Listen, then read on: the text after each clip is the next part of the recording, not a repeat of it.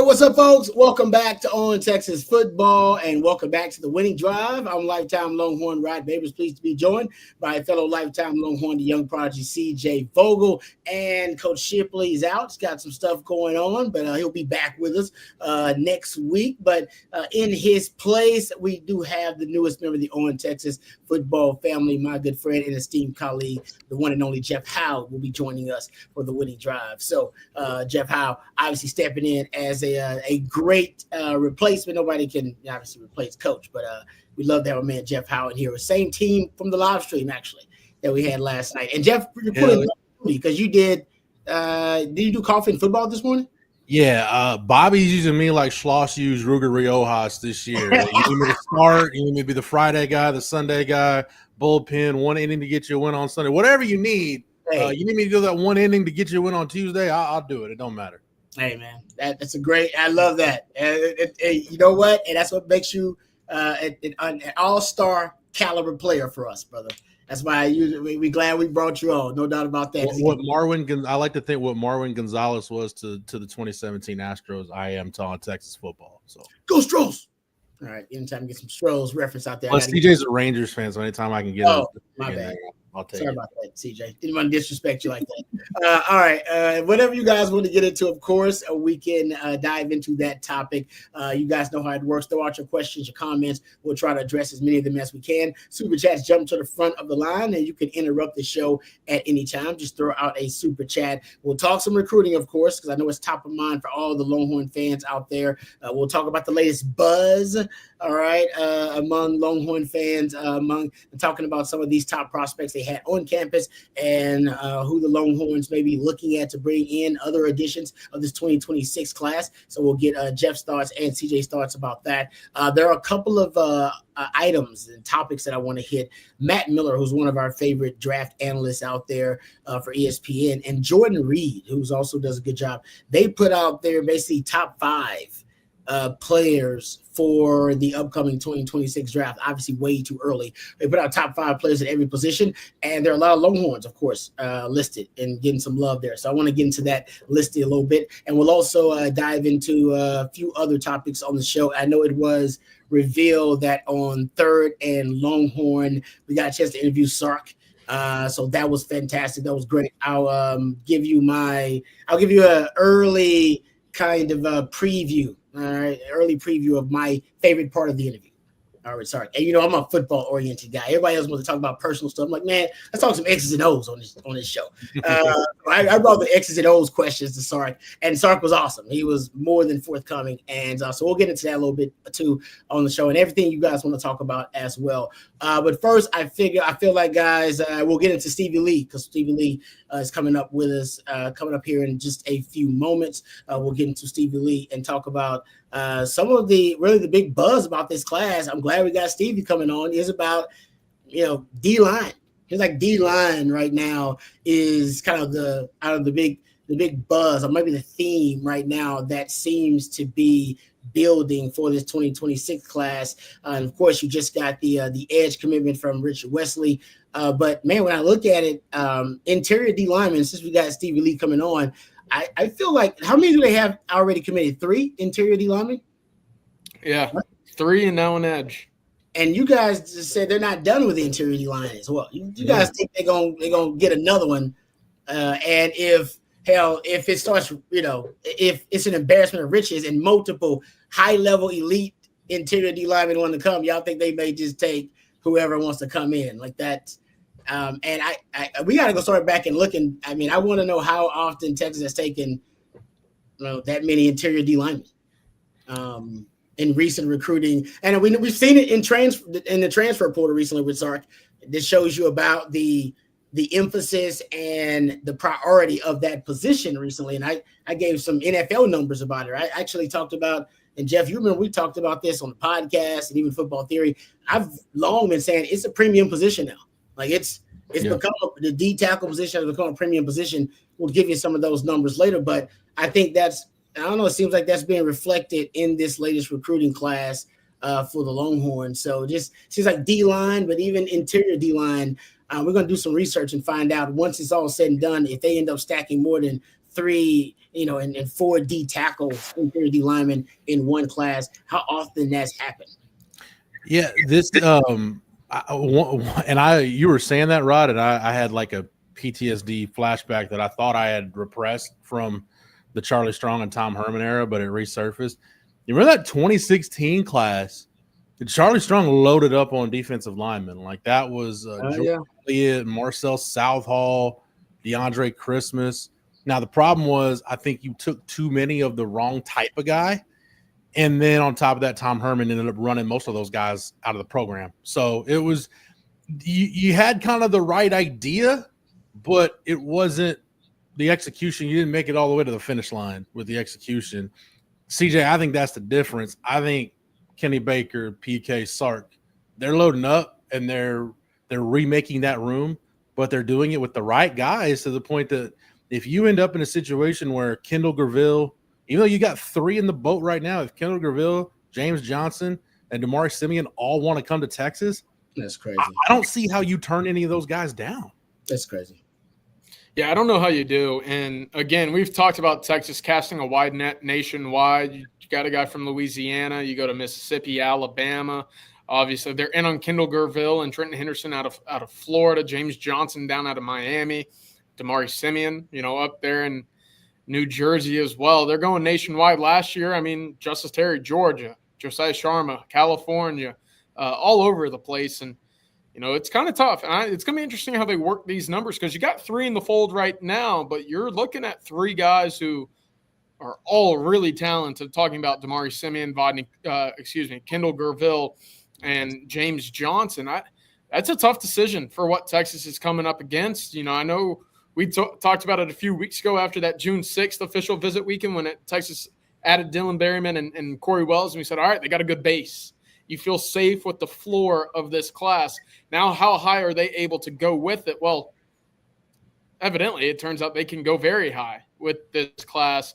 What might that class look like in a month? It's going to be really interesting to see how they work their numbers because I would assume 4 is kind of the floor that they will take body-wise this year alone on the defensive line.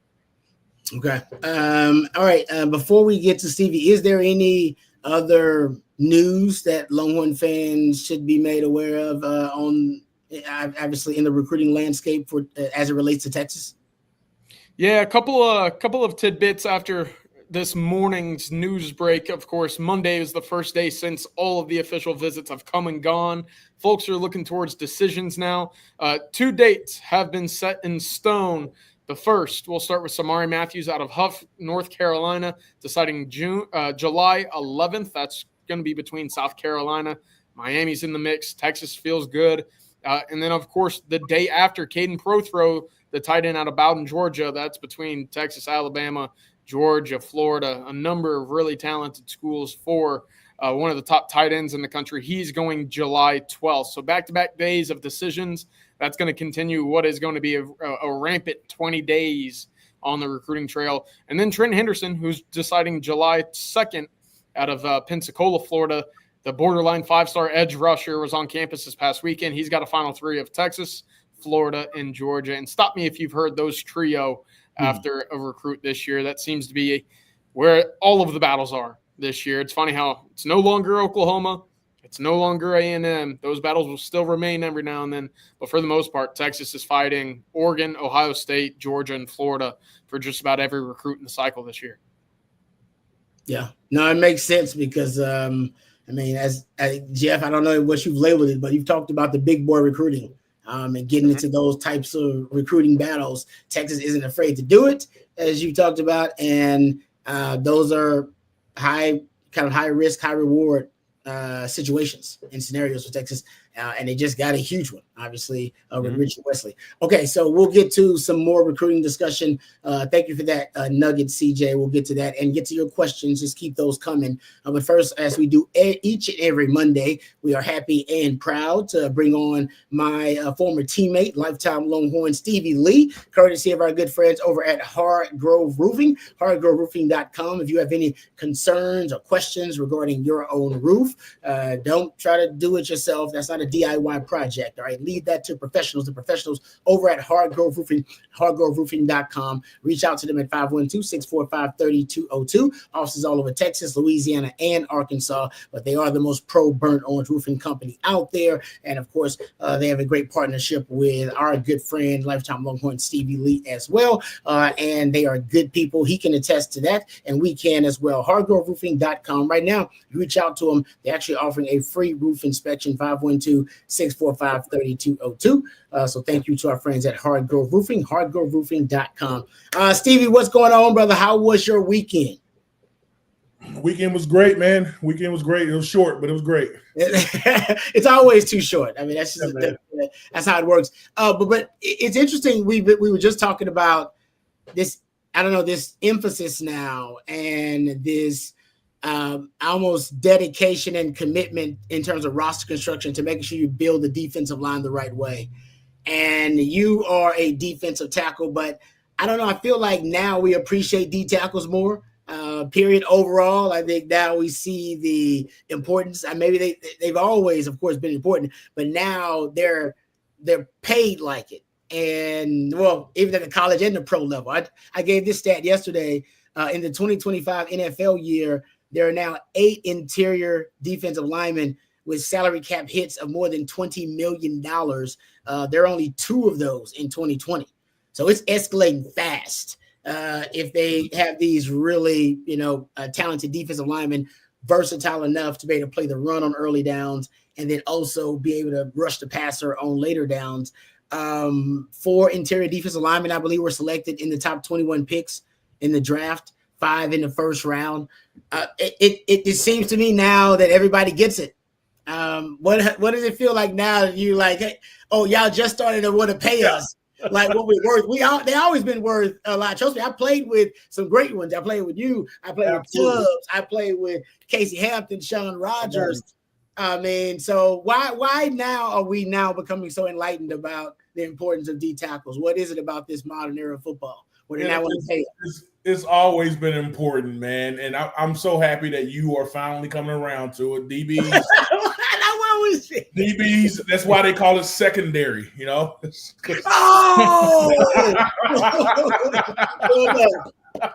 well done. That's good. That's good. So the heart and soul of football has always been in the trenches, man, and that ain't gonna change. Just like in basketball, you dribble a ball. In football, it's hand-to-hand combat in the trenches, man. It's always going to be that way. It's never going to change. They try to change it and make, put people out wide and just throwing the ball around and all that stuff, and that's fine, but you still can't do anything if a big-ass lineman is running in your face, right? And so it's the heart and soul of football. This is why people watch football, man.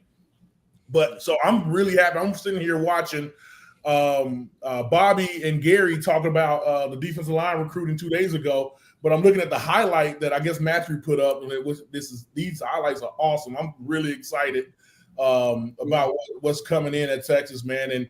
And PK, he understands the assignment, man. It's hand-to-hand combat at the line of scrimmage. That's period. That's what football is.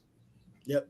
Well, Stevie's the man after my heart with the O-line play, by the way. I just want to get that in there. So thank you, Stevie, for sticking up for linemen everywhere. Let's do it.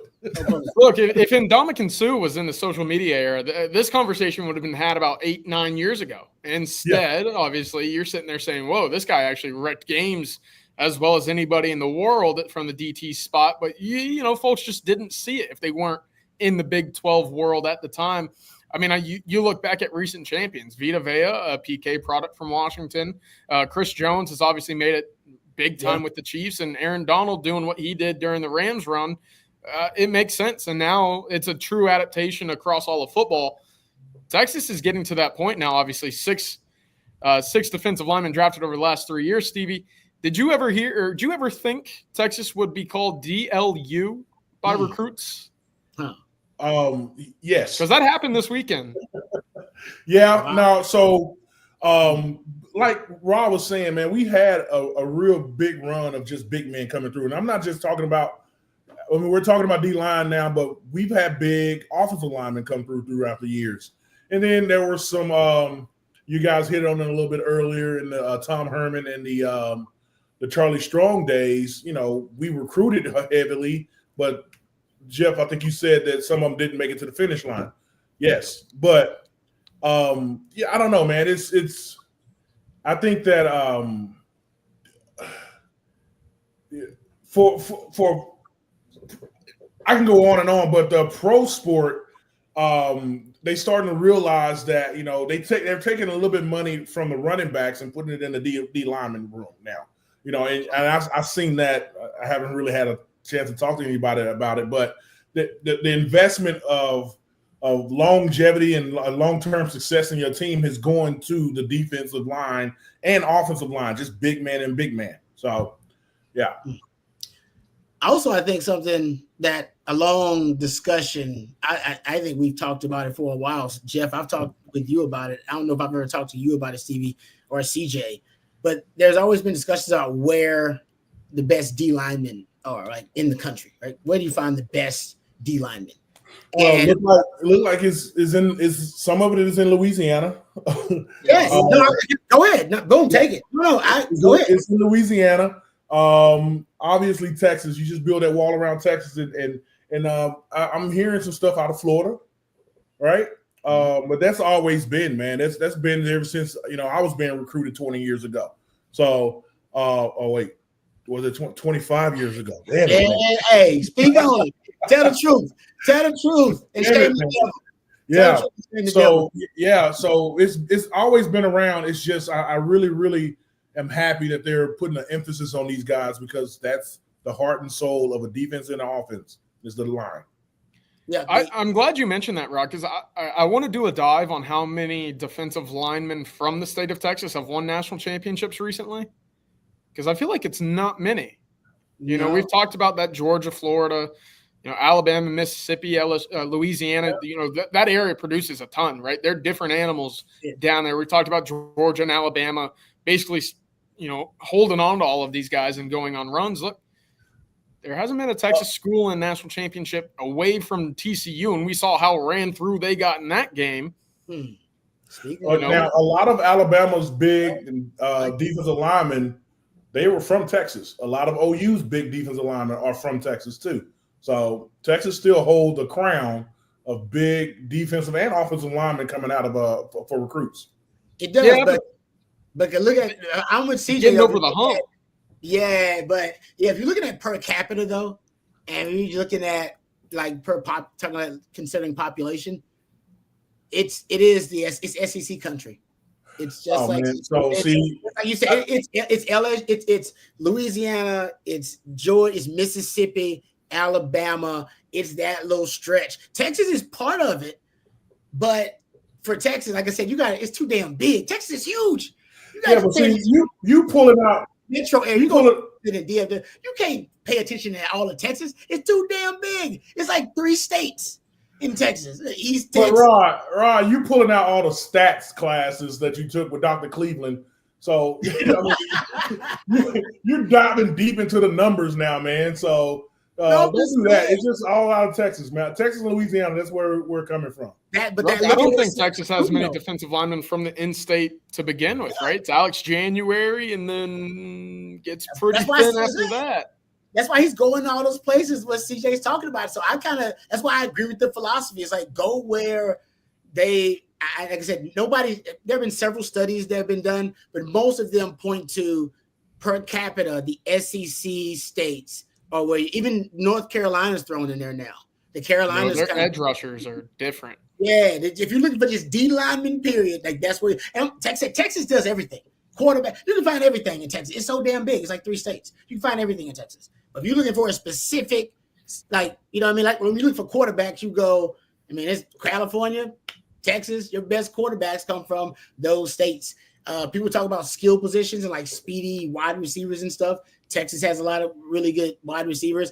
I don't know if year after year they're producing the best D linemen like that. Those SEC states, man, that's why Sark's going there. That's why it makes sense. That's why he's doing it. That's why he's doing it. I can see to that. Okay, I hear you. You from there? I look at we trying to compliment you. You from we telling you where they need to go, like where you from, and then you talk about I don't know. I guess I'm an honorary Texan now. I lived in Texas longer than I lived in Louisiana, so I'm here. That's fair. That's a good point. That's true. I'll back Stevie up on this point though, as far as talking about teams that get linemen from Texas. We saw it kind of trending this way. You know, the Myles Garretts and the Marvin Leals, even guys like that going to A&M. You know, the SEC has the thing that's always stood out to me about it. It's college football's ultimate line of scrimmage league. The best line of scrimmage players in the country play in the SEC. And when A&M went to the SEC at a time when Texas was down, you know, even the in-state kids, they were more likely to go to Alabama or LSU, go somewhere in the SEC. And for the Big 12 schools, the pool of available linemen, it shrunk significantly, and there just weren't enough of those guys to go around.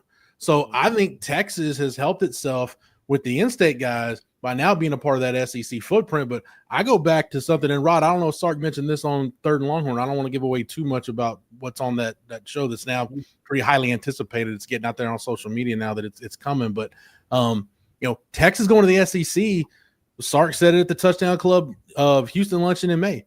Hey, they can get in Dallas and just start on I-20 and just work their way east. Go to Houston, start on I-10, and work their way east, and go through Louisiana, Mississippi, Alabama, Georgia, all the way down into Florida. And basically those kids now have a reason to want to come to Texas because Texas is a part of the SEC. So I think if you piece together all the bits of what we're saying, everybody's kind of right in some sense. But I end with Rod's point. You got to go where the fish are biting.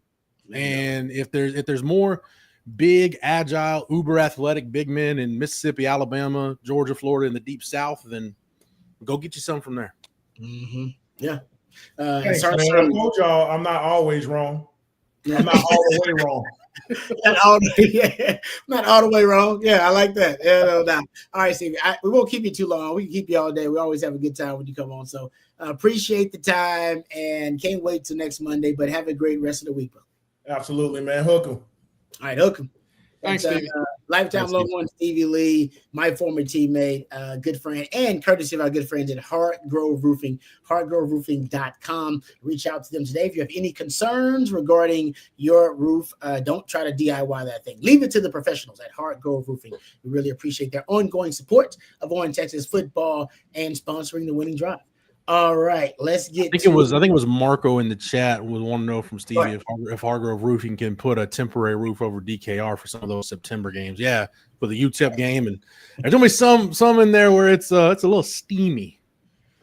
Well, they got two of those, right? And then one of those other games like that, those earlier games. I think it's the UTEP one. I think San Jose State might be an 11 a.m. Yeah, it's one of them. But either way, yeah, you're gonna be baking. I mean, it's just the way it is. It's unfortunate, but Longhorn fans are so excited about football. I think they'll get over it. Just keep hydrating. Come on, hydrate. Don't make the rookie mistake. Hydrate. Especially people CJ's age. They want to party the night before and then party, kind of pull all nighters and party up into the game, and then go tailgate before the game. You know what I mean? Take it easy. Hydrate. Focus on the game itself. Appreciate that. Thank you, Marco. We appreciate it. All right, a couple of other questions here. Marco, I'll ask the next meeting. See, Stevie's on it. Thank you, Stevie. We appreciate that. CB throws this out here that 3 years ago today, Arch committed. So 3-year anniversary of the Arch Manning commitment. Appreciate that, CB. CB does a good job of keeping up with the birthdays, anniversaries, special occasions that Longhorn fans need to be aware of. Let's talk about this because with Arch Manning, because of course, highly anticipated. Everybody knows that. Thank you very much. The most liked commitment post of all time.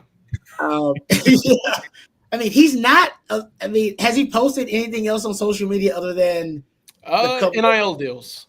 NIL deals he's had. Yeah, that's just not his name. That's about it. Yeah, he's just not going to do that.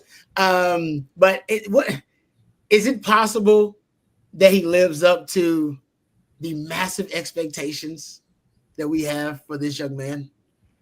I mean, they are massive. I was talking to somebody about this the other day because I was talking to a Longhorn fan at the park randomly. No Manning has ever disappointed. They've all lived up or came very close to living up to the expectations. That's the beauty of when you get a Manning. You haven't seen a Manning disappoint. So I'm not throwing it out there that he will, but the expectations are that he's going to be in the Heisman conversation and that he's going to be, if he's not all SEC, would that be a disappointment? He's not an all SEC caliber quarterback.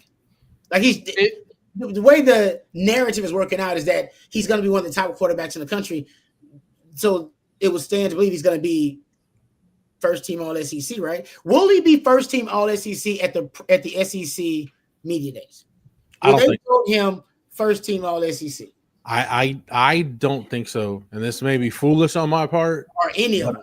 But I feel like the SEC media will go with. I feel like it'll be Lenora Sellers or Garrett Nussmeier. Yeah. Okay. Yeah. When you talk about the expectations for Arch, you got to factor in the expectation that he's in Austin for 2 years, right? Over those 2 years, if Texas isn't able to win a national championship, is it a failure? Well, I think that depends on his play, right? The circumstances around him. That conversation as a quarterback is always so nuanced when it comes to leading a team to a championship, but there's no denying, and we've talked about it, this team is going to be really talented, especially on the defensive side of the ball. There should be pieces around him right now to go win a championship. Does that mean if they don't, it's a failure? Was Quinn a failure at Texas? I don't think so. I don't think so. Not a failure, no.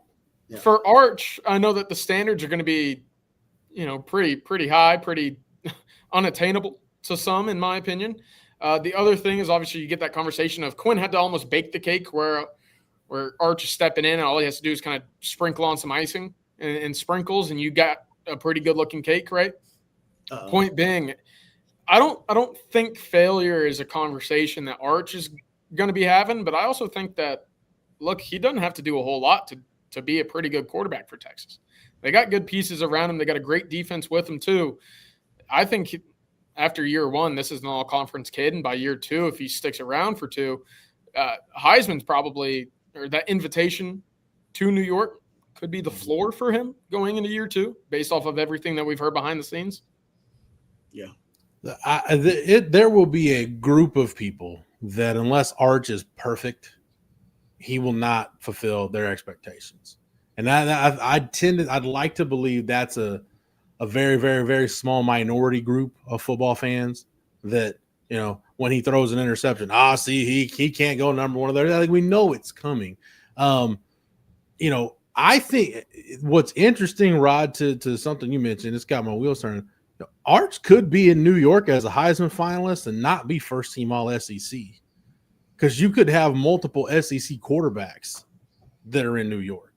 So I think you just got to take it. Just look at the body of work at the end. To me, I think if Arch delivers a national championship to Texas, then a lot of the individual stuff will come because of it, and he'll have fulfilled expectations for me. That's my expectation, that in the next 2 years, Texas wins a national championship, or at the very least plays for it. Arch can get Texas over the hump from being in the semifinals to the championship game. Yeah. That's my expectation. I think the expectation is that he wins a national title in his 2 years at any point. I think that's for Longhorn fan. And honestly, the truth is, I feel like the way things are trending, that next year could be a sneaky year. I always thought 2026 would be the year where everything kind of would culminate. But, I mean, Texas is right now considered to be, one of the, front runners to win the national title. And they should be in that conversation. I think the offense will be better, and it's just weird to say that because the offense was really good last year. You were the most explosive offense in the country. But I think it'll be a better offense overall when you look at it in its totality after next season. And right now, the expectations for the defense is that it'll be just as good, if not better, than last year. And they were a top 5 defense last year. That's insane. Like, that really is. It's crazy to think about. Saying, no, they're gonna be better. than they were last year. Like, better. They had the Thorpe Award winner. They had a first. You know what I mean? You had a first round pick in the secondary. You had a second round pick also in that secondary that left. You had, multiple defensive linemen that were drafted in the middle rounds and early to middle rounds. It's just talks about how stacked the roster is right now. That the expectation is, the defense is going to be. Some people think it's going to be the best defense in the country. I've heard some of the national analysts saying that. I think it will be a top 10 defense, no question in my mind. But the best defense in the country, it's been a while since Texas had legitimately the best defense in the country. Last year, I think it was in that conversation too. To do that back-to-back years would be a hell of a statement for Texas football. Yeah, the conversation about building up to 2026 and kind of looking ahead to that being the year, I think was obviously before the additional defensive line, transfers. You go out, you add Emmett Mosley, you go add a kicker. You added some other pieces that I thought maybe right after the season, you look into February and March, you sit there and say, hey, man, they're going to be good. How good? Maybe not as good as 26. And I know I was sitting there saying, if you were to rank 25, 26, and then 23 and 24 together, how would they kind of compare? And in my head, I'm saying 26 in paper, or in theory at least, feels like they would be that number one team of the four. I don't want to count out 25, and I think this team could be really, really darn good. Yeah.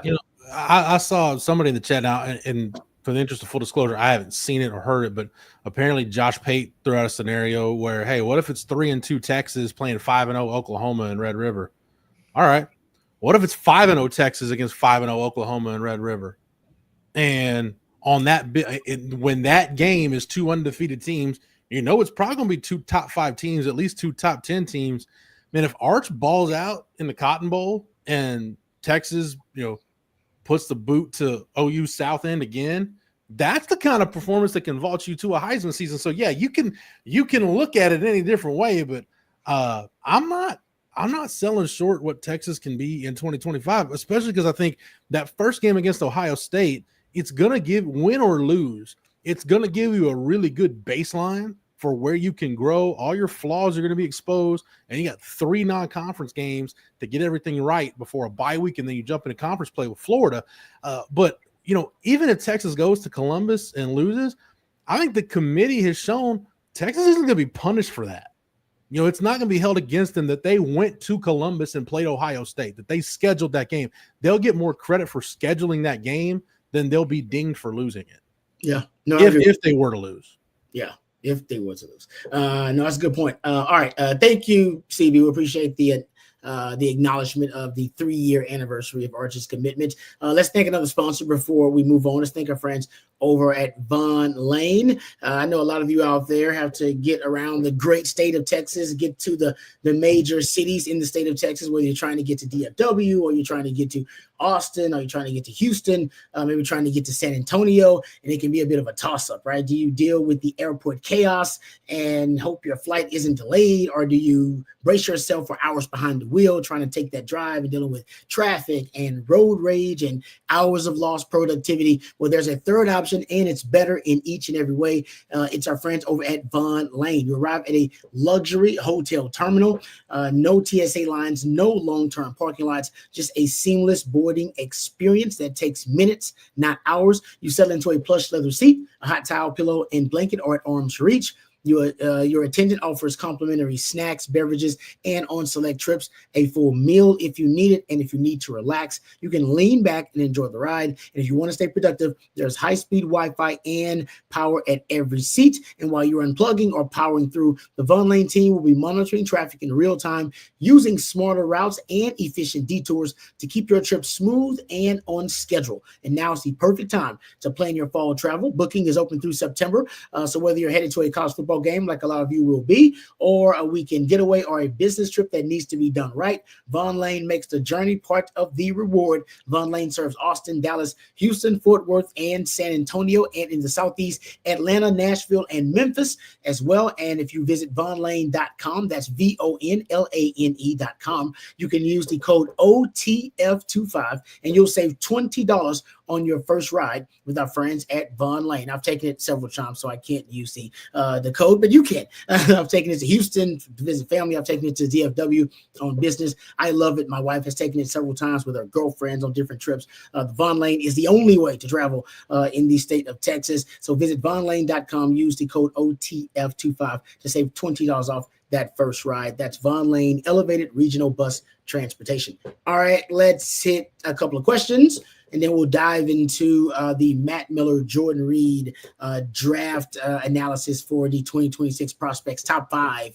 prospects at every position. All right, so MJF says Bama just flipped a running back from Illinois. Are you guys hearing any insider rumors about Texas looking at running backs with or committed to other schools? There's got to be awesome gyms in smaller conferences, right? Thank you, MJF.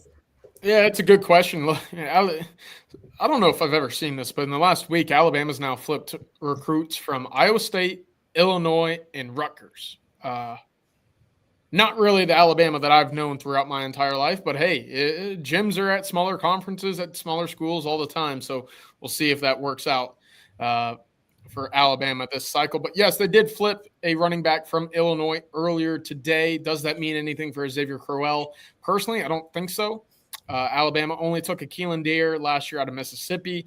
They went out and added a portal back in the spring as well. So look, that running back room might not have as much youth following the transition from Nick Saban to Kalen DeBoer. Does that mean that they're going to take 2 backs this cycle? I think that's going to be the case if Xavier Crowell is that other back. Now, Texas still in the race there. I lean Alabama as the favorite in that running. Texas is, again, right there, who Texas hosted them on June 6th for an official visit. That decision will come June 26th. So, Thursday, I believe, is when that is. In the meantime, where else can Texas look for its running back picture in 2026 should they lose out on Xavier Crowell? We reported that they've had some contact with an SMU commit. They went out to El Paso, started eyeing around a couple guys that perhaps could be offer candidates down the way. But right now it's pretty slim pickings at the running back board, again, especially after KJ Edwards ended up committing to Texas A&M. But it's going to be interesting to see what that decision ultimately is for Xavier Crowell later this week. If that's the one for Texas and he ends up committing to the Longhorns, well, hey, then again, you go back to that conversation we had about defensive line where you have a great base and you can start to get really choosy after that to fill out the class. But it all comes down to what that decision ultimately ends up being later on Thursday. In a weird way, I think the dead period kind of helps them because they don't have to rush into anything to try to get a guy on campus. They can, you can reset their board, reevaluate everything, and then have that list of guys that they can go into the fall with saying, all right, this is our working list of guys that we're going to evaluate and check and see senior seasons, how things unfold. So I don't know. The worst thing that the staff can do, and Sark's staff has not struck me as a staff that'll do this. The worst thing you can do is panic and just take a guy saying, oh my gosh, we need a running back. Let's go get somebody. That's how you end up with guys on your roster that end up not playing for you. Yeah. Yep. And if there's anything worse than missing on a recruit, it's taking one that can't play. Mm-hmm. So I would just exercise patience. And, it is interesting, CJ, those 3 schools you mentioned, the Bama's flip guys from. But I'll say this, in defense of Kalen DeBoer and that staff, those are 3 coaches, Matt Campbell, Brett Bielema, and Greg Schiano. Those 3 guys tend to be really good evaluators, kind of because they have to be. They can't go win recruiting battles with Alabama and Georgia and Texas and these other schools, so they have to be really good evaluators. So I guess if you're an Alabama fan looking for a silver lining, I guess I just gave you one. I don't know. Yeah. No, that was good. That's a good spin. That's a good spin. I like that, Jeff. Good stuff. Alabama fans probably don't want to hear that, Jeff. No, they don't want to hear that. I've covered enough, late Mac Brown, Charlie Strong era, Tom Herman era football at Texas. You need me to spin something, brother, I'll get that spin cycle going like no other. So I can polish a turd. I can guarantee you that. EOMC. I like it. All right, getting back to it. Let's get to this one from Jedi Master Bevo, a little palate cleanser here. Says huge day for by Slosh and Texas baseball catcher from Notre Dame was huge. Carson Tenney, yeah.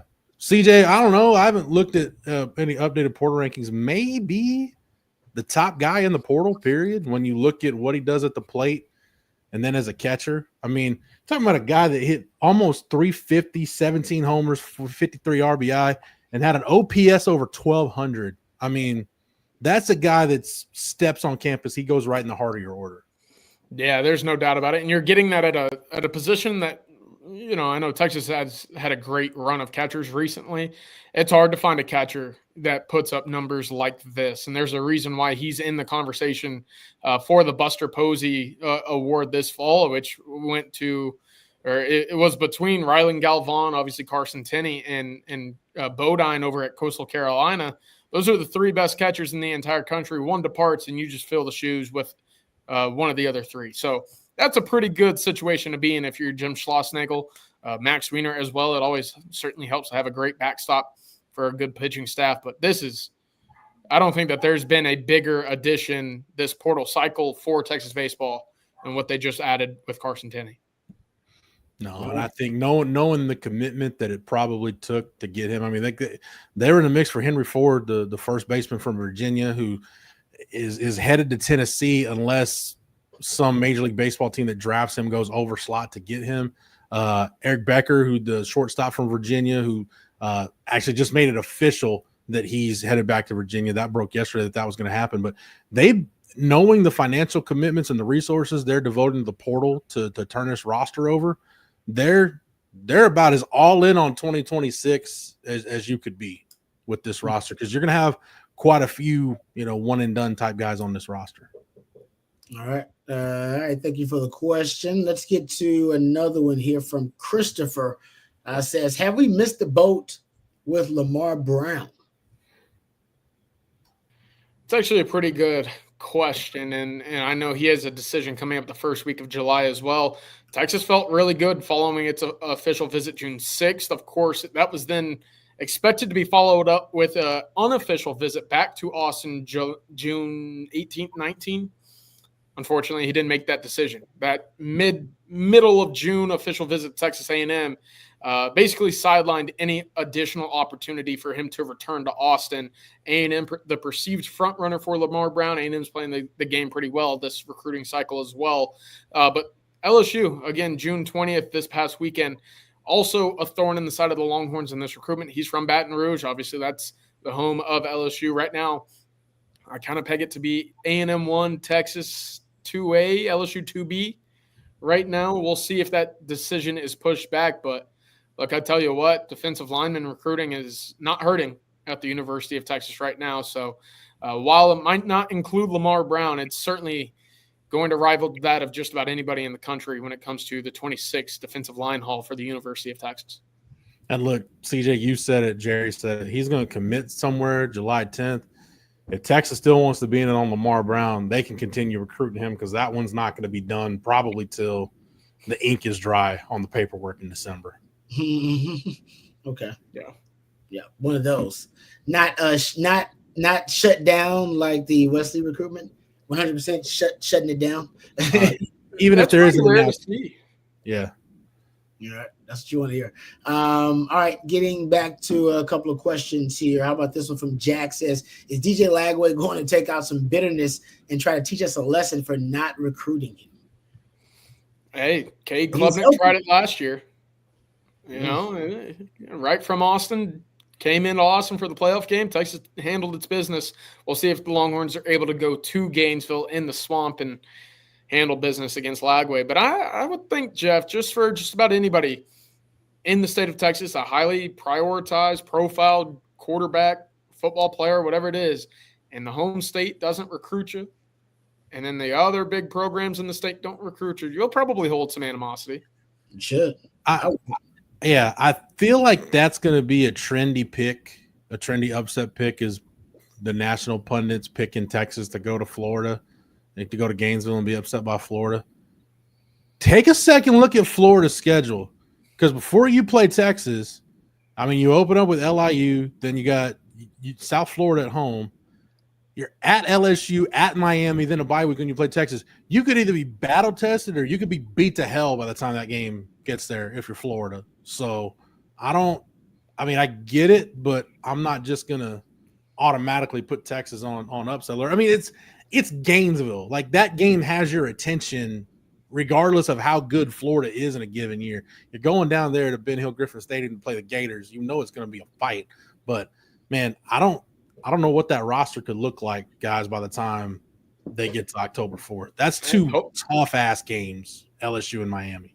Yeah, fortunately, Texas coming off of a bye going into that game as well. And look, as a college football fan, if that game's not at night, I'll be very upset. Yeah, that's sexy. Texas at Florida, I'm with you.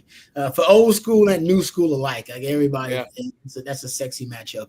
All right, let's thank you, Matthew, for that. Let's hit one more question. Then I want to dive into Jordan Reed and Matt Miller's top 5 best prospects at every position for the 2026 draft. A lot of Longhorns getting some love there. But DMX Kobe says, Jeff CJ, I see the deep ball from Arch a lot more this season, but in most situations, what level of the field does he throw to? He says, Rod, how good was BJ Johnson back in the day? BJ Johnson was awesome back in the day. I think he was dealing with like an injury when he was going out for the NFL draft. That had a lot to do with him not going undrafted. But BJ was good on movement routes. Sark loves movement routes. There are stop routes and movement routes when you're trying to hit a guy on the move, all right, to get yak yardage. And BJ was great on those routes. He had really good body language and lean as a route runner, and had a different gear, kind of what I call long twitch. That once he got going, once he got going downhill, he really started rolling. That's why you want to hit him on the move, especially with some of those deep passes. Some of his best highlights at Texas are some of his deep receptions. I'm honestly, maybe all of the highlights that most of y'all remember from BJ Johnson, if y'all remember him, are some of those deep passes down the field. He was really good on those. Unfortunately for Texas was way too late to get to spread football. Nothing against, Greg Davis was awesome, but I mean, we still had. I see y'all in the chat talking about fullbacks. Listen, Robbie came into the Big 12. We still had fullbacks. We were recruiting fullbacks. I came into the 99 class with Chad Stevens, who was a fullback. They recruited him to play fullback. Matt Trissel was a fullback for us. All right, shout out to Matt Trissel. So nothing against those guys, but that's what kind of football we were playing, and we were a little bit late to get to spread football. We should have. They brought 3 5-star wide receivers in the same class. Had Chris Sims in there with B.J. Johnson, Roy Williams, and Sloan Thomas. Even Tony Jeffrey was a damn good receiver to be your 4-2. We had a really good and deep wide receiving core. Kyle Shanahan. Right. Shout out Kyle Shanahan was one of that too. Good point. Yeah, Shanahan would be mad at me if I didn't mention him. And your tight ends were actually pretty decent too. I know Skis got hurt, but you had decent tight ends. Brock Edwards was nice. Yeah, and your running backs were. I mean, they were some of the best running backs in the country. Having out there going with a fullback out there at times may have been a disservice to some of those guys. You should have had 3 wide receivers on the field most of the time, and you should have been chunking it down the field vertically. Sims probably shouldn't have been under center, but not a lot. It wasn't so much shotgun back then, but he probably should have been in shotgun. And you should have just been chunking it, looking at matchup advantages. And then if they wanted to defend your 3 5-star wide receivers in the passing game and your NFL quarterback, all right, then try to stop Hodges Mitchell or Cedric Benson. All right, in the run game. Good luck with that with a light box. That ain't gonna help you. So I do think they could have been maximized better. But then VY came and all that changed. It was the second half, really after the OU game in 2002. The Nebraska game was the first game I remember it, when Sims was started being the shotgun more, started using more 11 personnel. Yeah. And I'm like, why hasn't the Chris Sims Texas offense been this the whole time? And he torched the Aggies in his last home game. And then, boys and girls, since we're in the dog days, if you get a chance to go down the YouTube rabbit hole, if you want to see the most dominant Texas offensive performance by a Longhorn not named Vince Young, go watch Roy Williams in the 03 Cotton Bowl against LSU, because it is a Nick Saban defense, and Roy Williams treated them like the grown-up varsity kid playing against the JV. It is one of the most ridiculous games I've ever seen a college wide receiver have. Yeah. That was nasty. I do remember that. That was a I don't know, it felt like this a coming out party, but He was just a beast. That was a Nick Saban, Will Muschamp defense. And they couldn't stop him. They couldn't draw up a defense to stop him. They couldn't. And they had Corey Webster. Like, they had, like, legit dudes on that They defense. won the national title the next year. Yeah. With the same guys. Same guys. They came back and won the national title the next year. But Marcus Spears, Brady James. Yeah, we whipped that team. That was actually that's why we wish there was a playoff. Like games like that, I wish back when I was playing there was a playoff. Because we would have got hot, I think, at the right time. Like I think that team, 0-2 could have got hot at the right time. 0-1 was just a damn good team, period. But 0-2 could have got hot at the right time. 0-1 too, because we had Sid B that came off the bench, and then we lost the Big 12 title game. But that team, if we would have got guys healthy, that team was loaded. The 0-2 team was really good, Rod, and you guys would have beat Texas Tech if, like, you didn't have all – like, if it wasn't for bad luck, y'all had no luck at all that day. I love it. Oh, we lost, like, 3 starters on defense that day. Brutal. But that's night games in Lubbock. Everybody knows how it goes. You got to be ready for bad things to happen. Like luck ain't gonna be on your side when that happens. All right. What was the other part of the question? I'm sorry. It was for you guys. Sorry. Deep ball, Arch Manning. Boom. Where's he throw it to? Honestly, it's pretty even throughout. It's about 21% beyond 20 yards, about 20% in between 10 to 20 yards, 25% within 0 to 9, and 25% behind the line of scrimmage. I think those numbers will even out. Maybe a little less behind the line of scrimmage. That will always be a part of the Steve Sarkisian offense. Don't get me wrong, but you got a guy that can make the throws down the field. You got a guy that wants to huck it down the field. Now, on the flip side of that, you got to make sure that you're not pushing it down the field too much, right? You can't go fishing in a lake that doesn't have any fish. And if you're not having success down the field, well, then you're just wasting your time and you're stalling out the offense, right? You can't be doing that against these level of defenses. And that was one of the things that I thought Quinn might have gotten a little too trigger happy with was the quick, short checkdowns. Yeah. So, yes, you got to find that healthy balance. But we've seen already that there's a proclivity for Arch to throw that thing down the field and have success doing it. So I think Texas has the horses in the stable to make sure that you're open down the field, and they got a guy that can get them the rock doing so. I think it's going to be a more explosive offense this year. I think you've got the body types at wide receiver to win more of what I would consider kind of like true one-on-one routes, like the back shoulder throws, probably your 12 to 15-yard deep comebacks, your stop routes to that part of the field. You're probably kind of in that 12 to 15-yard range, the deep end cuts, throws that a little further down in the intermediate to deep game, throws that for most quarterbacks are very high risk, low reward. I think end up being more 50-50 throws are better for a guy like Arch with his arm talent. And I think Sark will utilize more of those on the route tree than we saw the last couple of years with Quinn. Yeah, Arch's yards per attempt was like 10.4 yards per attempt. I believe Jackson Dart led the country at like 10.7. So, and CJ just mentioned 21% deep ball rate. Michael Penix was at 21%. Like that was his highest deep ball rate. He used to chunk it deep all the time.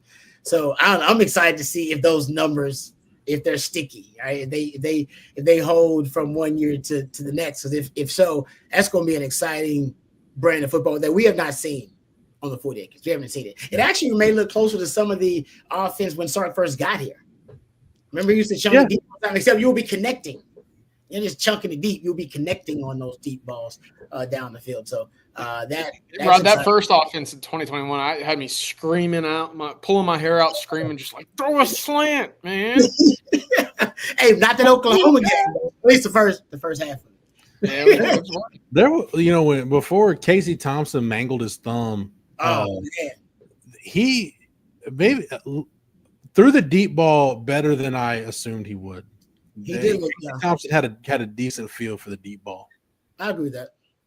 I agree with that actually. And when it was on for him. He had a nice touch on the deep ball, and it would actually it was kind of a moon deep ball, like it would drop. Man, there's going to be a Texas fan that when you get in like year 10, 11, 12 with Sark, they'll look back at 2020 and be like Casey Thompson, Joshua Moore, like it'd be like that scene in Major League. Who are these effing guys? That was the one and done 2021 offense. Sark schemed him open, baby. He schemed him open. All right, let's. I just see a super chat from Clay K. Oh, Boom. There it is. Man, Clay K. I'm ready if you are, Rod. Let's do it. Wow. That's beautiful. Hey, I'm glad. I'm glad. See, CJ, he's all in. Hey, Perks he's of being all in. home. I got my hats. AJ looks like he's ready for Thanksgiving dinner with the Yeah, Pilgrims. come on. Where's the ham turkey? I'm ready for Texas A&M weekend. That's fantastic. All right, Clay K, thank you very much. That's very kind of you. We really appreciate that. Says, what's up, my dudes? He said, with dog days of summer, they're upon us. He said, and the true countdown to football season is here. What Texas football game, other than the 2005 national title game, do y'all rewatch to get amped for the season? Recently, the 2023 Bama game gets me juice. Damn, that's a great question, Clay K. I'll just say this. Because I have so much random research, you guys know I got papers every damn where I'm doing research all the time. All right, and I do research on random topics like, I got to go back and watch all the third downs. Oh, CJ, that's better. That's what. There I you like go. this one a little bit more. Sombrero, that's legit. That there you go. I don't know if I'm wearing it right. No, it don't matter. There you go. That's legit. Feels good. I like it. That's got some swag to it right there. Thank you. But Clay K, because I go back and do so much research, I don't go back and watch just a game for the feels. And now I feel bad because I should, but I end up watching I end up watching probably every game, I don't know, 8-9 times throughout the offseason, just doing research on different topics, empty formation, or, I got to go back and look at 21 personnel, look at 12 personnel, whatever it is. So I spend so much time watching the film that I don't get to watch for the feels. But if I did have to go back and watch a game to get me hype about Texas football, and I'm going to stick to recent. I got to stick to a Sark game because you're right about that. I feel like that'll get you in the right mindset. I mean, Texas whipping Oklahoma, whipping A&M, man, that would get me. Whipping ain't nothing like whipping a rival. Like whipping a rival is good. So I could throw one of those out there, whipping a rival. If I did it, whipping a rival, I might go back and watch that because I know Sark going to break out some goodies for those games too. And you're right about the Bama game. Those big non-conference games. Those are some of his. Because I'm looking at it as a guy watching film, as a football theorist. Those are some of his best called and game planned and coordinated offensive game plans. Like it's because he's meticulous in the detail and he comes up with all these very, very creative ways to attack those. Obviously, a lot of stellar defenses and NFL. You're talking about NFL littered defenses with guys who are going to play at the next level, and Sark just eviscerates them. I mean, some of the best players in the country. Look at that Michigan defense. That Alabama defense was loaded, and that's when his scheme to me really shines because that's when the NFL scouts are looking at it going, "We can run that." Because he's running and he's beating NFL caliber guys and NFL minds like Nick Saban. Or Wink Martindale with that scheme, and I think that's when Sark is at his best in my opinion, and I expect that again honestly versus Ohio State. I watch games in the off season not for research necessarily like you do, Rod. I just watch it because I like seeing kind of schematic evolution of football. I'll be honest, if there's one game, I have probably watched the 2008 game against Oklahoma as much, if not more, than I've watched that national championship against USC. I think that's the best. That's the best Texas OU game I've ever seen. It's 2008. That's good. That's good. I like that. CJ, what you got? Look at CJ. I think is CJ frozen like that? That would have been perfect. I guess the game I like watching back. I don't know if y'all can hear me or not. My thing's lagging, but the overtime game against Texas Tech 2020, where it was 56-41, 3 minutes left, and you see was it Alan Bowman hitting the horns down, and you see Texas come back. I know that was pre-Sark, but what a game that was, right? Just to come back, win a game in which you were completely dead in the water and had no business winning that game. That was always one that I thought was really fun. I was at a bar downtown Austin. I was a student at the time. We remember that one pretty well. That was a fun afternoon out there on 6th Street. So, and then the other one, how could you not enjoy watching back that Cameron Dicker game, right? at Texas OU. What a fun one that was. Kyler Murray on the field, and just the second half, that fourth quarter when OU made that comeback, that was prime Kyler. I mean, how special was he? And then you see the handshake at midfield, and then you're also reminded about the other side of Kyler Murray and how sweet it was to be on the Texas side of that game. That was a fun one as well. There was a time for me during Texas OU rivalry where Mike Stoops, and really Jerry Schmidt had a lot to do with it too, but Mike Stoops was the ultimate villain on that OU sideline with just how violent and nasty their defenses were. And to see it go from there to Sam Ehlinger being the quarterback in that game, Mike Stoops got fired. That was the end of Mike Stoops at Oklahoma. Sam put the nail in the coffin. That's a fun game. There's so many great Texas OU games. I just pick one. I mean, there's so many great Texas OU games in the library. 2013 is one. Rod, we talk about that. Oh, yeah. I remember that was a good one. Max, that was Max's last one, right? Yeah, and I remember, I'll share the story. I'm sure he doesn't mind me sharing it. Kevin Dunn was working at the Longhorn Network at the time, and they were doing LHM was doing a lot of programming with the assistant coach at that time, and he sat down was doing something with Major Applewhite that week and asked him kind of off camera, like, "Hey, how you feel?" He's like, "Yeah, we're gonna run it right up there, you know what?" And he's like, "Really?" He's like, "Trust me." He's like, "We're gonna go in there and run." And I remember getting texts from my OU buddies. Texas had a 4th and 1 early in that game, and they ran like an outside zone to Malcolm Brown, and he cut it up and bowled over like 2 or 3 guys and got 8 yards and got up thumping his chest. And I remember getting texts like, "Man, this is different. This isn't the same Texas team that's shown up here the last few years." And that was fun because that was the one where I'll never forget. Case McCoy had some unreal throws that day that you just couldn't explain. And he had the one, I'm like, sure enough, his luck's gonna run out at some point. He had that one where he dropped it over the shoulder to Mike Davis, like right in the pocket. Man, I had a pen in my hand, just jotting down notes. I threw the pen in the air. I'm like, F it. I'm like, it's his day. Like it is Case McCoy's day. So 13, and then 15. That OU team ended up making the playoff. Texas had gotten beat by TCU 50-7 the week before, the Chris Boyd tweeting at halftime game, and man.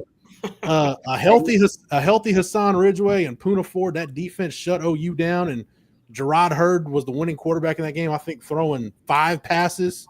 Jay Norvell and Jeff Traylor had the keep away game plan. That's a fun one too. That's crazy. Yeah, you're right about that. They had no business winning that game either. They had no business winning that game. All right, thank you, Clay K. Great super chat there. Great question, and thank you very much for. It was fun. Yeah, appreciate that. All right, let me get my head back on. All right. So SCJ birthday is tomorrow. That's right. Happy early birthday to my favorite OTF personality. That's Mama Bogle right there. CJ, I love how dudes don't tell anybody it's their birthday or when their birthday is coming. Oh, look, I was trying to unstar the comment. I mean, Matthew's too good and came back and found it, so. See, like I said, dudes don't like to tell people, even their coworkers.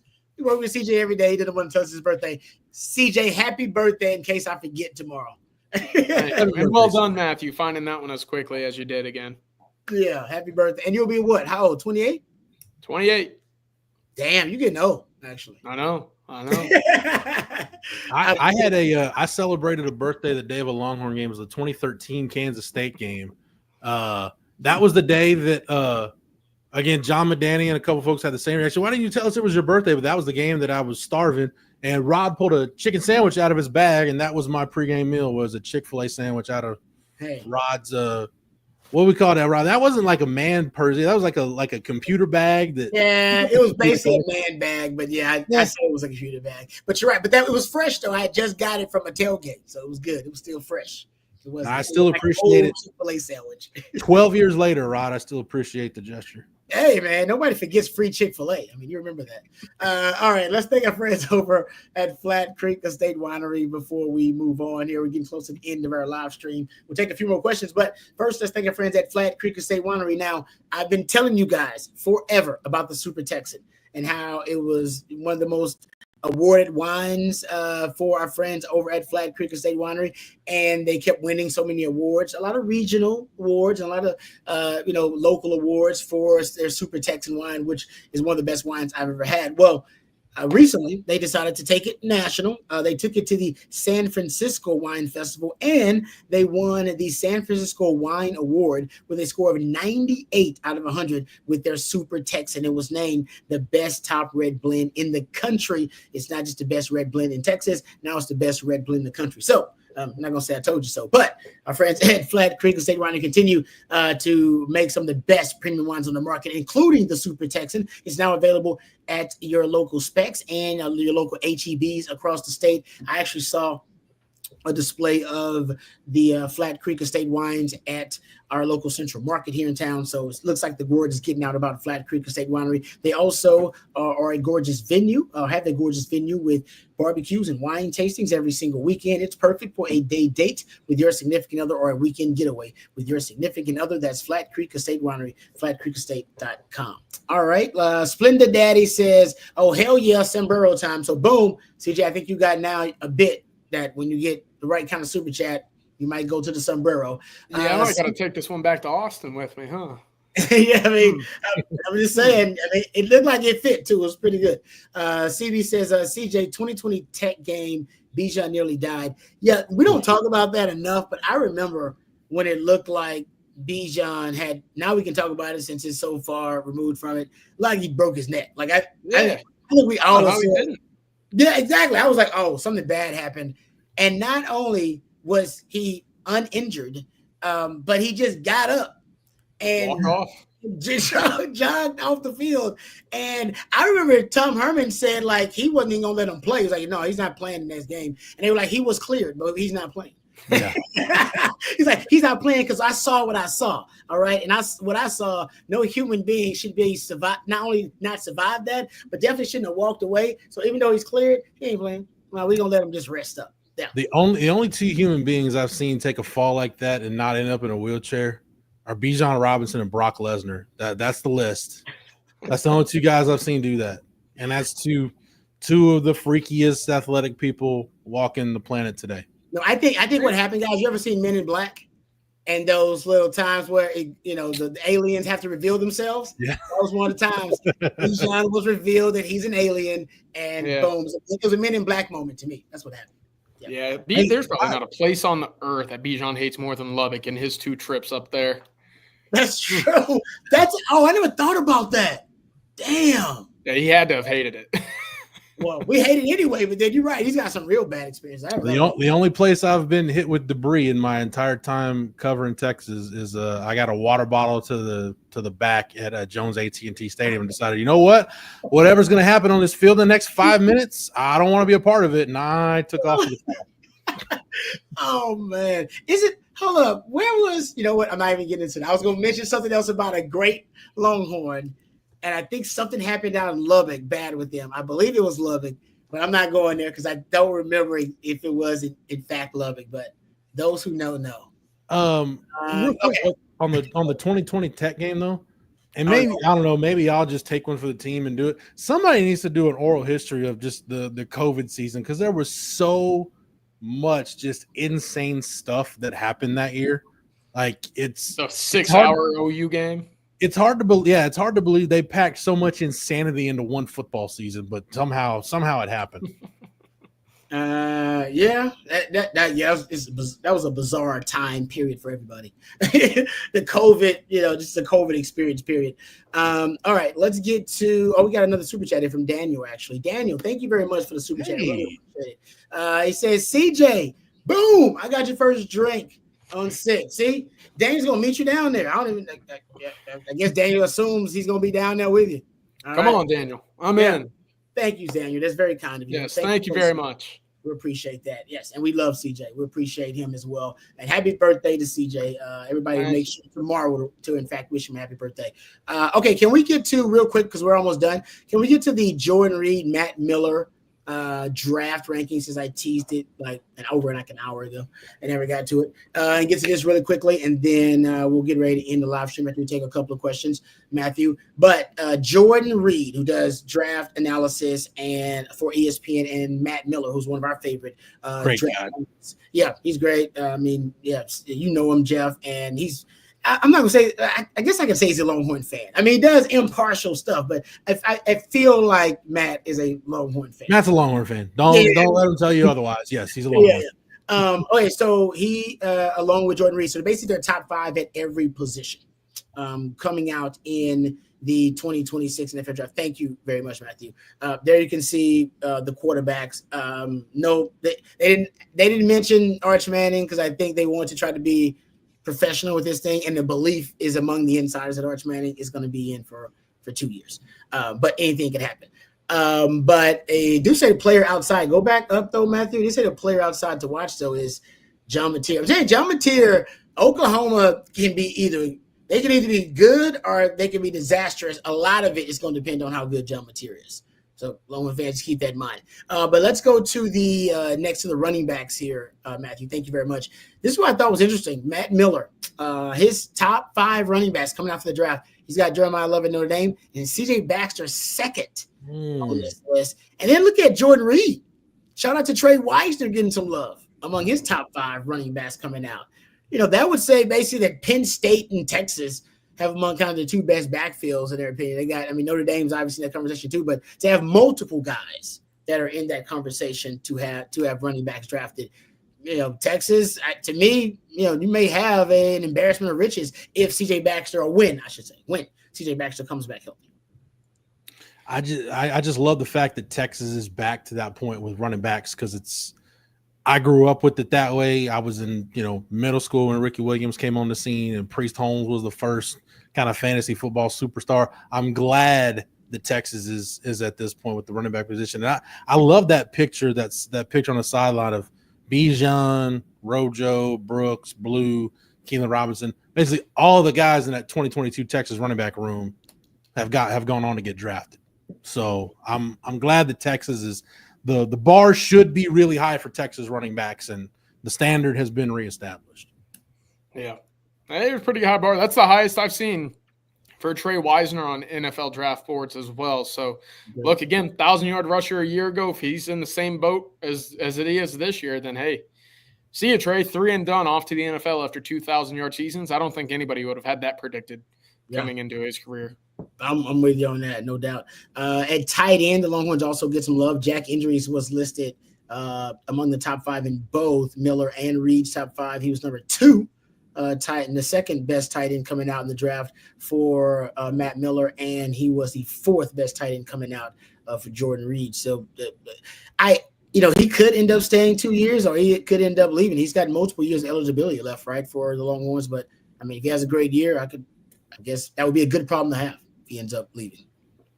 Yeah. Hey, Eli Stowers, we talk about Diego Pavia and kind of the career arc that he's had. What a career arc Eli Stowers has had to be the number 1 guy for Matt Miller here. But I think Texas is going to end up coming out of this tight end portal looking pretty solid, right? You see Jack Injuries and Max Clare both there in the top 4 for each of these guys, because I know Max Clare coming out of Purdue earlier visited Texas. Texas told him, hey, maybe not at the moment right now. We'll see. Of course, at the time they had Amari Niblack, but Jack Injuries right in that same conversation. If Injuries is one and done, Rod, he'll have fulfilled his duties at Texas adequately, because you figure in 2026 this is kind of one of those transition years for the tight end position. Jordan Washington's a year older. Nick Townsend's a year older. That room could be one of the best tight end rooms in the country in 26. It's going to be really good this year, but really once those guys get some experience under their belts. Though I said next 2 years, I think you'll see a 13 personnel package from Sark. I think your tight ends are that good. I'm just saying situationally you may see that. Getting back to the defense, they have Anthony Hill as their top linebacker. Basically people are saying Anthony Hill's got a chance to, depending on how many sacks he ends up getting, he's really got a chance to go high in the draft if the sack totals are high. But he's definitely by far and away the top linebacker in almost everybody's analysis coming out in the draft. Look at that, Georgia. Rinse, repeat another top 5 linebacker. That's all they do. And that's why Texas, as we mentioned earlier in the show, starting to poach more from that area, right? And so that makes sense. But, yeah, big year ahead for Anthony Hill. It's going to be interesting with LSU because that defense has been horrible over the last 2 years. But if you got 2 top 5 linebackers in that defense this year, is this the year with the senior quarterback to get over the hump for Brian Kelly? We'll see. Mm-hmm. Yep. Getting to cornerback here, Malik Muhammad is also ranked among the top 5 for both Miller and Reed. He is number 3 for Matt Miller and number 5 for Jordan Reed. So big things expected from Malik Muhammad. Top 5 corner. I mean, that puts you. I mean, it may put you in the first round, depending on if there's a run of corners. Definitely puts you in the top 2 rounds of the NFL draft.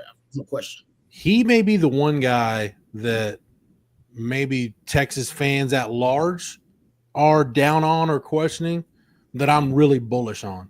I just feel like if he took what happened late last year as a learning experience to where, hey, team stopped throwing at Jahdae Barron, he was going to get picked on, so sometimes it wasn't pretty. If he learns from that, hones his craft, yeah, I think he could have a monster year. I'm bullish on Malik Muhammad in 2025. Yep, I'm with you on that. And to end it here at safety, Michael Taft did get some love, some recognition, the 4th highest rated safety for Matt Miller, getting back to him being a Longhorn fan. And not saying he is biased. He's saying he watches a lot. He's like, no, I watch this dude. I watch a lot of, I'm telling you, he's one of the best safeties in the country. He's an All-American. But he did not make Jordan Reed's top 5. So that's pretty interesting. 8 of the 10 on the safety board from the Big Ten. Oh, I know those numbers double up a few, but look, Caleb Downs, Dylan Tianneman, Kamari Ramsey. You look at Rodmore, Michigan, and then you go on down. I mean, look, Tal Johnson's over at I guess it's 6 or 7 of the 10. But point being, I don't know if I would have anticipated that to be the case. Yeah, it's a good point. Actually, it's worth mentioning too, though. We didn't look at defensive linemen, defensive tackles, but when we look the 2 positions we looked at, linebacker and safety there, Sonny Styles was one of the linebackers from Ohio State, and obviously Caleb Downs, Anthony Hill are going to be in the conversation for best defensive player in the country this year. Colin Simmons will be in that conversation too, but those 2 will be right in the conversation for best available defensive player in the draft next spring. Yeah, no, since you bring that up, Matt Miller, just talking about, had a tweet referencing Anthony Hill and Caleb Downs being the best 2 defensive players and probably the top 2 drafted in the upcoming draft, and yet they're not at premium positions, safety and linebacker, but they do premium things. They don't play premium positions, but they are premium players. Exactly. All right, let's thank our friends over at South Point before we end the today's live stream here on the Winning Drive. Let's thank our friends over at South Point Dodge. Really appreciate them and their ongoing support of On Texas football. South Point Dodge, folks, they have over 600 vehicles in stock right now, including that all-new 2025 Ram 1500. You can get the real deal today and drive away in the all-new Ram 1500, proven to last. Plus, right now, you get employee incentive pricing with our friends over at South Point Dodge. That's right. You pay what the employees pay right now at South Point Dodge. You won't get a better deal than that, whether it's a car or a truck, something new, something used, whether it's a trade-in, whatever you need. South Point Dodge is Austin's automotive everything. So reach out to them today at southpointdodge.com, or you can go see them in person off of I-35 in South Austin. My friends over at South Point Dodge, remember, offering that employee incentive pricing. That's their fancy way of saying you get the employee discounts. And right now, check out that new 2025 Ram 1500. They can offer you a great deal, probably the best deal you're going to get over at southpointdodge.com. Thank you very much for supporting On Texas Football and sponsoring the Winning Drive. All right, thank you very much to Matthew. Wow. That's unbelievable. I was just getting ready to thank Matthew, and that's why he's the best in the business, ladies and gentlemen. See, there you go. All right, then you got the inside joke. If you stuck around long enough, he put a little Easter egg at the end there. If you got the joke, you got the joke from my man Jeff's story. I can't unsee that now. I know. I don't even know where he got that. The body. I don't even know where that came from. I don't even know where he got the photo of me from. I don't know where he got any of that from. But I like Marco Rock. And then he put the Chick-fil-A bag there. See what I'm saying? This dude is back there working. All right, Matthew's back there working. He ain't just he ain't dilly dallying. He's getting to work back there. Like Marco's comment is, we got now you can add to your other personalities, right? Now you got rock babers that you. Oh man, that does sound like a adult entertainment character of some kind. All right, let's before we get too off the rails. Thank you, Matthew. That's why Matthew is the best in the business and the real MVP. Thank you, CJ. We appreciate your expertise. Jeff, great having you on, man. Always a good time. Thank you to my man Stevie Lee as well for coming on, courtesy of Hard Grove Roofing. Also, thank you guys for the super chats. Really appreciate you guys. Thank you to our sponsors. Thank you to VonLane.com. Use that code OTF25 to get $20 off your first ride with Von Lane. Thank you to Flat Creek Estate Winery, FlatCreekEstate.com, and South Point Dodge, SouthPointDodge.com as well. Tomorrow we'll be joining you. Of course, we got a Tuesday night live stream. It'll be myself. I believe Jeff's going to be on there and Aaron Hogan. But bright and early tomorrow morning, if we missed any of your questions, please direct them to Bobby tomorrow. I don't know. Maybe Jeff will be on there. Maybe Jerry will be back. We're not really sure about that. All right, so we'll let you know. But anyway, if anything breaks in the meantime, make sure you got it tuned here to On Texas Football, OnTexasFootball.com. Or remember, if you want a year subscription to OnTexasFootball.com, use the code OTFOG. You can become an OTFOG and get a year subscription to the site for just $39.95. Trust me, folks, the stuff we talk about here is a fraction of what is actually covered on the website. That's where the real insiders go at OnTexasFootball.com. Thank you guys. And for Jeff and for Matthew and for CJ, I'm Lifetime Longhorn Rod Bears. Until next time, hook 'em horns. Hook 'em.